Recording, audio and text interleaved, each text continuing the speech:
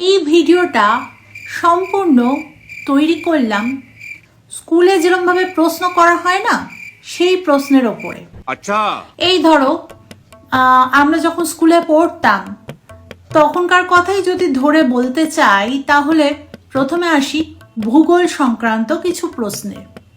যেমন প্রশ্ন করা হয়েছে গঙ্গার গতিপথ আলোচনা করো। এবার গতিপথ তো শুরু করতে গেলে জানতে হবে গঙ্গার উৎপত্তি কোথায়। গোমুখ থেকে উৎপত্তি সেটা মোটামুটি আমার জানা আছে, পাশের বন্ধুর সাথে আলোচনা করতে হবে। খাতায় লিখে লিখে কি আর আলোচনা করা যায়? তাই পাশের বন্ধুকে যখন একটু ঠেলা মেরে জিজ্ঞেস করলাম, ওরে গোমুখ থেকে তো উৎপত্তি হয়েছে, তারপরে গেলটা কোথায়?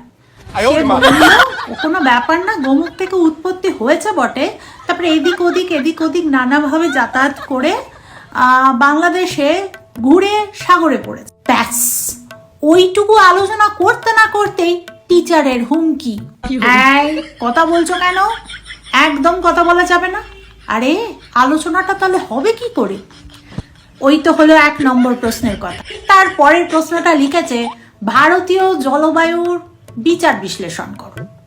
এবার সারা ভারতের জলবায়ু তো আমি দেখতে পাচ্ছি না, আমি যেখানে উপস্থিত সেখানকার জলবায়ুটাই তো দেখতে হবে নাকি?